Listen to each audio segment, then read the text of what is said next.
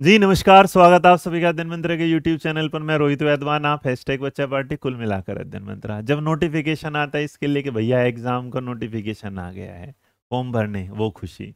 जैसे जैसे फिर बस चाहत होती है कि अब पढ़ लिया, अब एडमिट कार्ड आ जाए, वो खुशी। और जिस दिन एडमिट कार्ड आ जाता है बिल्कुल पास, तो फिर इस बात के साथ सोचना कि अब पास कैसे होंगे, उसकी एक मतलब अवधारणा तैयार होना शुरू हो जाती है, ऐसे करना है, ऐसे करना है, ऐसे करना है। तो इसी खुशी के साथ बता दो कि एमपी टेट का वर्ग 3 का जो है एडमिट कार्ड आ चुका है। इसे निकालने का बड़ा सिंपल सा प्रोसेस होगा। सिंपल प्रोसेस के लिए आपको गूगल पर जाना है। गूगल पर जाकर आपको बस एमपी टेट एडमिट कार्ड लिखना है।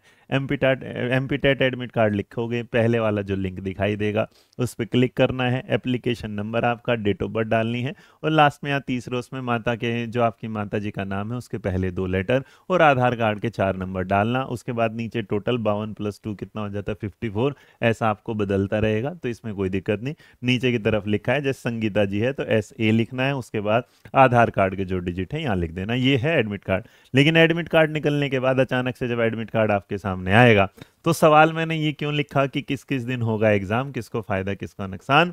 तो ये भी एक चीज आती है कि जैसे ही आप एडमिट कार्ड निकालेंगे, तो एडमिट कार्ड निकलते ही आपके सामने यहाँ पर हो सकता है किसी बच्चे को 10 तारीख दिखाई दे जाए, किसी को जो दिखाई दे सकती है वो क्या दिखा सकती है, 14 तारीख दिख सकती है, किसी को हो सकता है ये तारीख क्या दिख जाए, 24 दिख जाए।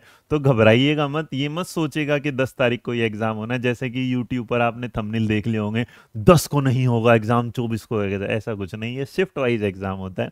किसी का 10 तारीख को, किसी को 14, किसी को 24, किसी को 15। इस तरीके से आपके सामने एग्जाम और शिफ्ट डेट आ जाएंगी, चिंता ना करिएगा। छुट्टी आपको 7 दिन पहले मिल जाएगी। बट दूसरा जो मेरा सवाल है कि फायदा और नुकसान, देखो फायदा और नुकसान वाली बात अगर मैं आपको बताऊं तो इसमें दो चीजें हैं। अगर नॉर्मली आप इसे पसंद करना चाहेंगे तो क्योंकि अगर एक एलिजिबिलिटी टेस्ट है तो इसका मतलब फायदा नुकसान आपको नहीं लगेगा। लेकिन कभी भी कोई एग्जाम जब कई सारी शिफ्ट में होता है, तो जिनको फायदा होता है नॉर्मली उनका, जिनका बाद में एग्जाम होता है। बाद में एग्जाम वालों को थोड़ा सा क्या हो जाता है, ये पता चल जाता है कि भाई पेपर का जो पैटर्न है इस बार कैसा रहा है। नुकसान जो हो जाता है पहले वाले को। लेकिन चल, इसमें फिर अगर दूसरे तरीके से देखें तो भैया ऐसा है कि ठीक है एग्जाम हो गया, अपनी टेंशन सर से उतर गई, बढ़िया से हमने एग्जाम दिया था। अब कोई एग्जाम दे के आएगा, फिर आपको कुछ सवाल बताएगा, उस सवाल के बाद आप उस टॉपिक को पढ़ोगे, वो आपको समझ में नहीं आएगा, फिर घबराहट हो जाएगी जैसे KVS में हुआ था, और मेरिट लिस्ट थोड़ी ऊंची ऊंची चली जाती है। बट इसमें क्या है, इसमें ये वाली बात के साथ है क्योंकि भाई एक पात्रता एग्जाम है, उसके बाद नौकरी का एग्जाम अलग होगा। बट स्टिल मैं फायदे नुकसान को बस इसलिए कि आप में जो भी पहले एग्जाम दे के जाए, वो अगले वाले बच्चे को टेंशन ना दे या उसे इस तरह शेयर ना करे कि ये आया हुआ है, ताकि वो पढ़ने में अपना टाइम खराब करे।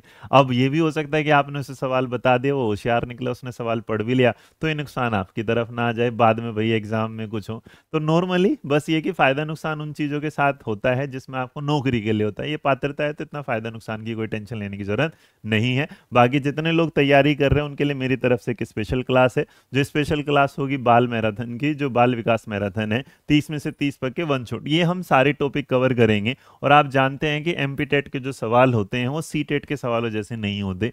सी टेट के सवालों में आप तुक्का मार सकते हैं, इनमें आप तुक्का नहीं मार सकते, क्योंकि इसमें आपको क्या है, बिल्कुल एकदम फैक्ट पता होना चाहिए। तो स्पेशल क्लास होगी आपको 7 तारीख को 7 बजे, तो याद रखिएगा 7 नवंबर शाम को 7 बजे आप मेरे साथ मिलेंगे। तो उस टाइम होगा हमारा 7-7-7। तो तैयार रहिएगा। बाकी वीडियो पसंद आए तो लाइक शेयर सब्सक्राइब करना ना भूलिएगा। और विश ऑल द बेस्ट आपके इस एग्जाम के लिए। ऐसे आगे बढ़ते रहिएगा, खुश रहिए, मुस्कुराते रहिए। भगवान करे आपको नए साल में एक नौकरी आपके पास हो और माता पिता के आशीर्वाद से वो जल्दी सपना पूरा हो। थैंक यू, जय हिंद।